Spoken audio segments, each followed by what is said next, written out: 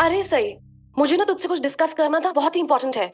मेरा tarot reading वाला काम है ना, बहुत टाइम से बंद पड़ा है, तो मैं सोच रही थी कि क्यों ना लोगों को घर पे बुला के दोबारा से अपना टैरो रीडिंग स्टार्ट कर दूं।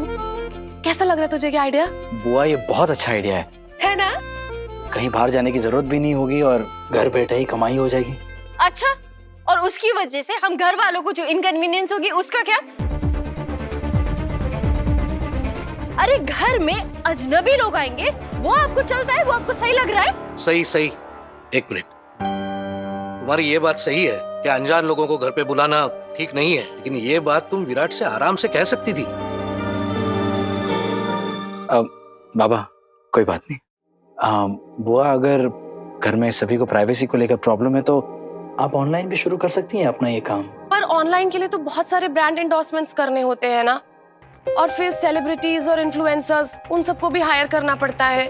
अब ना तो मेरा इतना बड़ा सोशल नेटवर्क है और ना ही बजट, फिर कैसे होगा? अरे बुआ, ये बात की तो कोई टेंशन ही नहीं है। विराट दादा है ना, उनका नेटवर्क कितना है, उन्हीं को लगाते ना काम पे। मैं सोशल मीडिया पर एक्टिव ही कहाँ हूँ, पर आपका सोशल सर्कल तो है। देखो आपके कलीग्स, जूनियर, फिर कैदी, अरे इतने सारे कैदी एक एक को लात मार के काम पे लगा सकते हैं हम लोग। कैदी। ए, क्या चल रहा है तुम तीनों का?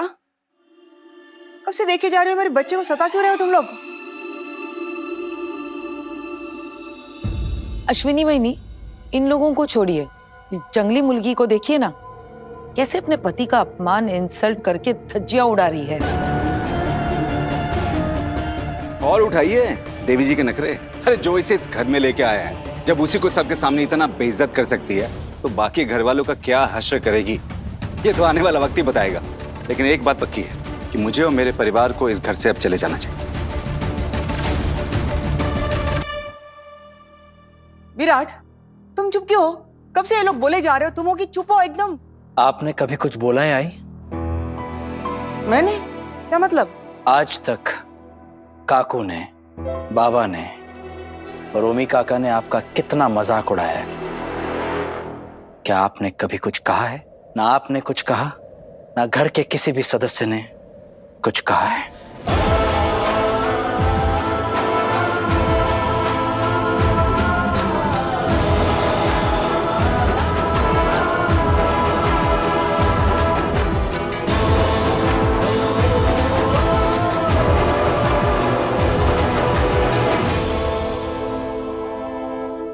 आई, आपने जब भी इस घर के मामलों में अपनी राय देनी चाहिए, इस घर के सभी सदस्यों ने आपको नजरअंदाज कर दिया, जैसे कि आप किसी को दिखाई नहीं देती। शादी के बाद की पूरी जिंदगी आपने बस घर के कामों में और खाना बनाने में बिता दी, लेकिन फिर भी इस घर के एक भी सदस्य ने आपको इस घर में आपके योगदान के लिए कभी थैंक यू नहीं कहा है। आई, मैं आप ही का बेटा हूं। अगर शिवानी बुआ, सई और मोहित मेरा मजाक उड़ाएंगे तो मैं खुद के लिए आवाज कैसे उठाऊंगा? इसका मतलब शिवानी, सई, मोहित सब मजाक कर रहे थे, नाटक कर रहे थे? हो काकू, विराट सर से बदतमीजी से बात करने के लिए I am sorry. Sorry modak. I am also sorry Veeru. बुआ, दादा, I am really sorry. Actually Virat के साथ बदतमीजी करना ये हम सबका प्लान था। कैसा प्लान? प्लान? कौन सा प्लान बना रहे हो? सबकी आंखों पर पड़ा पर्दा हटाने का plan,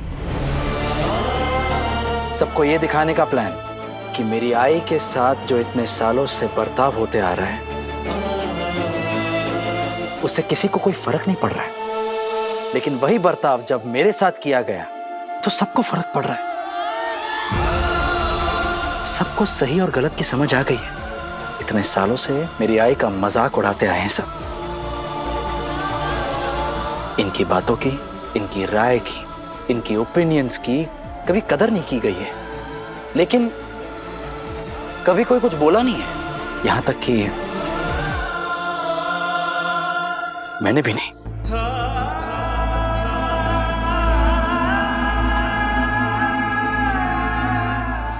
I'm sorry, I really very sorry. और ये सिर्फ और सिर्फ इसलिए होता आ रहा है क्योंकि आपने कभी आई की इज्जत नहीं की है, कभी अपनी पत्नी को सम्मान नहीं दिया है।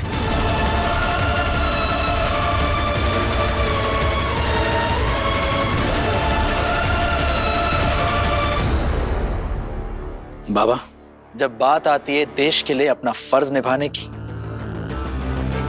तो आप मेरे हीरो हैं, मेरे आदर्श हैं। लेकिन जब बात आती है एक पति का फर्ज निभाने की, then I'm sorry, आपको देखकर बस निराशा होती है। बाबा, आप देश के सम्मान के लिए लड़ते थे, फिर अपनी ही पत्नी के सम्मान की परवाह क्यों नहीं थी आपको?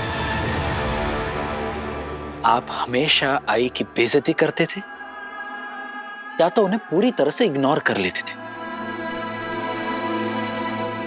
अगर मैं आपके नक्शे कदम पर चलता ना बाबा, तो शायद सई के साथ भी मैं कुछ ऐसा ही करता।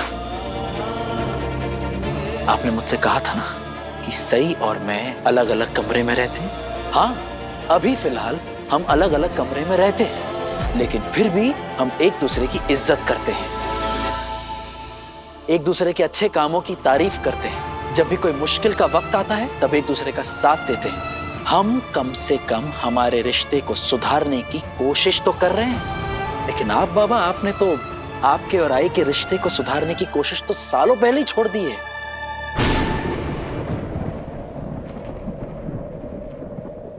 विराट, सही, ये सब तुम लोगों ने मेरे लिए किया? हाँ, ये सब हमने इसलिए किया ताकि हम बाबा को ये एहसास दिला सके कि उन्होंने आपके साथ इतने सालों तक कैसा बर्ताव किया। आई एम सॉरी, हमने इस प्लान में आपको शामिल नहीं किया। मैं जानती हूँ मैंने विराट सर से बदतमीजी से बात करी, आपको बहुत बुरा लगा होगा, आपको ठेस पहुंची होगी, दुख हुआ होगा, लेकिन ये करना बहुत जरूरी था आई, क्योंकि जब भी कोई आपके साथ ऐसे बर्ताव करता है ना, तो विराट सर को भी उतना ही दुख पहुंचता है जितना अभी आपको लगा।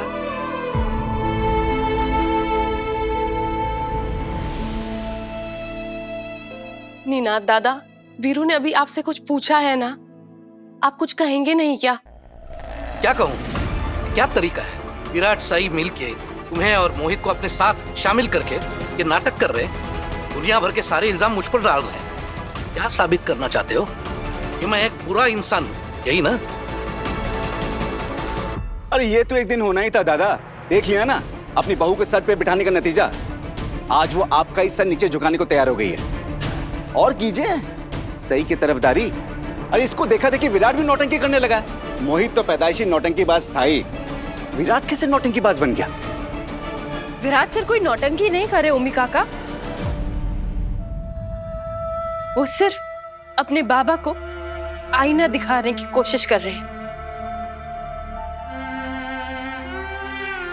और सच का सामना करना हर किसी की हिम्मत की बात नहीं होती। और हम सिर्फ बाबा की बात नहीं कर रहे हैं, आपकी, काकू की, आप तीनों की बात कर रहे हैं। इतने बरसों से आप लोगों ने आई के साथ जो सुलूक किया है, वैसे सुलूक आपने घर की किसी बहू के साथ नहीं किया। मैं, बुआ और मोहित सिर्फ आप लोगों के सामने ये बात लाना चाहते थे। हमारा इरादा नौटंकी करने का या किसी को नीचा दिखाने का नहीं था। तेरा जो कोई इरादा था, ऐसे अचानक क्यों? क्योंकि उस दिन जिस तरह से ओमी काका आई के बारे में बात कर रहे थे कि बाबा आई से प्यार नहीं करते, उनकी इज्जत नहीं करते, और ये सब सुनकर बाबा भी कुछ नहीं बोले, चुप रहे। आप सबका तो पता नहीं, लेकिन सही और मुझे बहुत बुरा लगा है, बहुत चुभ गई ये बात।